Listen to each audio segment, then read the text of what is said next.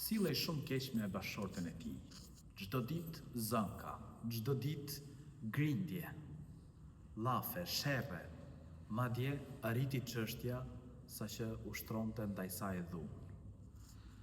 Dhe në njërin prej sherreve dhe grindjeve merr diçka të fortë, e godet bashkëshorten e tij dhe ajo ndron jetë.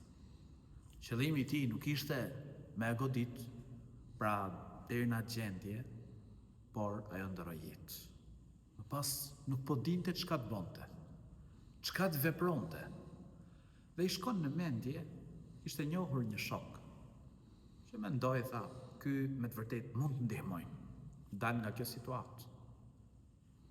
Dhe shkon, konsultohet me të, kështu ndodhi. Ai thot, shiko, dhe i jep një ide shejtanit, themi. I thot, shiko të gjesh ndonjë djalosh patjetër i pashëm, dhe mundohu që ta marrësh tek shtëpia. Më pas vrite dhe thuaj i gjeta që të dy aty, nuk e përballova dot, i vrava. I pëlqeu si ide. Shkon, djaloshi i parë që shikon tek rruga fillon t'i flasë bukur e mirë, arriti e binti. E vrau. Më pas nxjerr lajmin se kishte ndru jetë pra bashkëshortja e tij dhe ashtu siç kishte planifikuar me shokun e tij, vin familjarët e saj, se normal, situatë, pra ishin njerëz që e mirë kuptuan si situatë thuash, se okej, nuk e duroj dot dhe e vrau. Më pas kalon edhe shoku i tij për të interesuar si shkoi çështja. Thot po, çështja shkoi shumë mirë, pra veçohet me të, i tregon, thot shkoi shumë mirë, dhe thot po mirë ha djaloshin, thot edhe ai djaloshi, pra madje kam brenda, pra hyn, kur e shikon i bit fikt. Atëherë kur zgjohet, pra ishte djali i tij, ky që ishte vrarë. Kush i hap një grop tjetrit, rrezikon të bjerë vetë në të.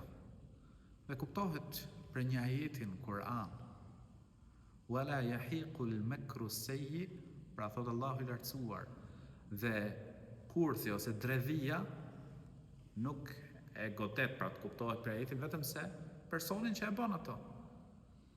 Kështu që Allahu na ruajt prej saj, Zoti na ruajt me ju hec tjerëve me dredhi.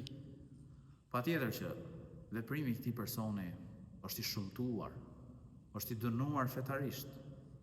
Dhuna në familje është e dënuar.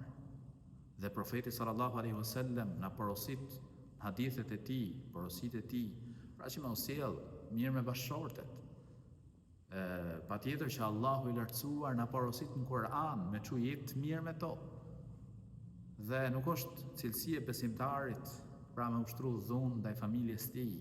Profeti sallallahu alaihi wasallam nuk ka goditur ndonjëherë prej bashkëshorteve të tij. Nuk ka goditur profeti alaihi salam ndonjëherë prej shërbëtorëve të tij. Kështu që besimtari, muslimani ka shembull profetin alaihi salam. Dhe atë duhet ndjekim në jetën tonë, por ajo që ne nxjerrim mësim prej kësaj ngjarje është që ti mos i hec tjetrit me dredhi, mos u mundo ta orientosh në të këqija, mos u mundo të hapësh gropën tjetrit se bi vetë në to. Allahu na ruaj dhe Zoti na përmirësoft. Amin.